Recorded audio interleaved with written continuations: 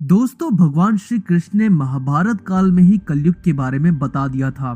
कलयुग में लोग कैसे होंगे, जीवन कैसे बिताएंगे, लोग का व्यवहार एक दूसरे के लिए किस तरीके का होगा, ये सारी बातें उस काल में ही बता दिए गए थे। और आज के इस वेदों में हम बात करेंगे कलयुग के बारे में 5 ऐसी कड़वी बातें जो 100% सच हुए हैं। जानने के लिए वीडियो को बिना स्किप किए पूरा अंत तक देखें। तो चलिए शुरू करते हैं।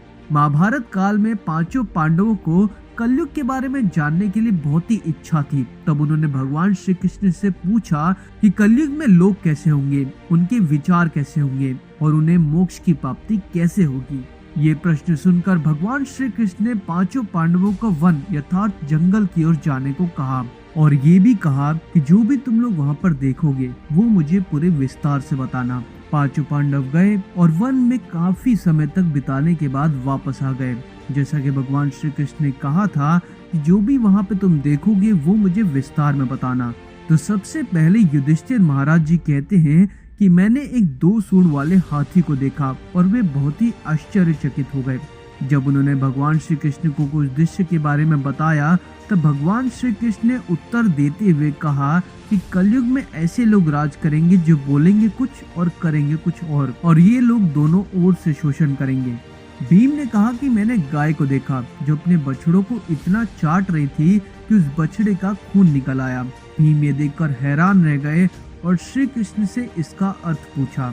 तब श्री कृष्ण ने बताया कि कलयुग में मनुष्य अपने बच्चों से इतना प्यार करेंगे कि ऐसे ममता की वजह से बच्चों का विकास ही रुक जाएगा। यदि किसी दूसरे के पुत्र साधु बने तो सब दर्शन करेंगे, परंतु यदि खुद का ही पुत्र साधु बन गया तो दुखी हो जाएंगे, रोएंगे कि मेरा पुत्र किस राह पे जा रहा है, इसका क्या होगा। कलयुग में बच्चों को मोह माया और परिवार में ही बांध कर रखेंगे और उसका जीवन वहीं पे खत्म हो जाएगा। फिर भगवान श्री कृष्ण ने कलयुग के सच को बताते हुए कहा कि तुम्हारे पुत्र तुम्हारे नहीं बल्कि उनकी पत्नियों की अमानत है और पुत्रियां उनके पतियों की अमानत है। जिसके बाद अर्जुन ने एक पक्षी को देखा जिसके पंख पर वेद के कुछ पंक्तियां लिखी हुई थी, परंतु वह मनुष्य का मांस खा रहे थे। ये देखकर अर्जुन हैरान हो गए।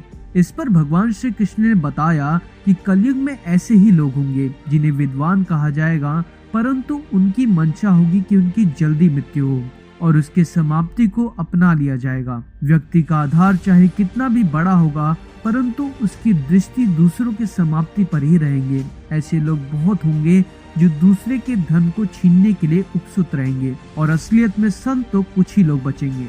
जिसके बाद नकुल ने देखा कि एक भारी चट्टान पर्वत से नीचे गिरने लगा और उसे बड़े बड़े पेड़ तक नहीं रोक पा रहे थे, परंतु एक छोटे से पौधे से टकराकर वो वहीं पे रुक गया। इसका अर्थ बताते हुए श्री कृष्ण ने कहा कि कलयुग में मनुष्य की बुद्धि हीन होगी, उसका जीवन पतन होगा और इस प्रक्रिया को धन या अस्तित्व के पेड़ नहीं रोक पाएंगे, किंतु यही नाम रूप एक छोटे से पौधे से मनुष्य का जीवन भर्षित होने से रुक जाएगा। हरि कीर्तन से मनुष्य की बुद्धि प्रबल होगी। सहदेव ने वन में अनेकों कुएं देखे जिनमें से केवल बीच के कुएं खाली थे, जो सारे कुओं के मुकाबले सबसे गहरा था। भगवान श्री कृष्ण ने इसका अर्थ बताते हुए कहा कि कलयुग में धनी यथार्थ अमीर व्यक्ति जो अपने शौक के लिए पुत्री विवाह में उत्सवों में बहुत ज्यादा धन खर्च करेंगे, परंतु यदि किसी भूखे को देखेंगे तो उनको उनकी सहायता करने में कुछ खास इच्छा नहीं होगी। इंद्रियों की संतुष्टि, मदिरा पान, मांस भक्षण और वासना में धन खर्च किया जाएगा। जो लोग ऐसी आदतों से दूर रहेंगे उन पर कलयुग का नहीं बल्कि परमात्मा का प्रभाव होगा। आज का ये वीडियो यहीं तक था। अच्छा लगा होगा तो सब्सक्राइब जरूर करिए। मिलते हैं एक और बहुत ही इंटरेस्टिंग वीडियो के साथ। तब तक के लिए जय श्री राम।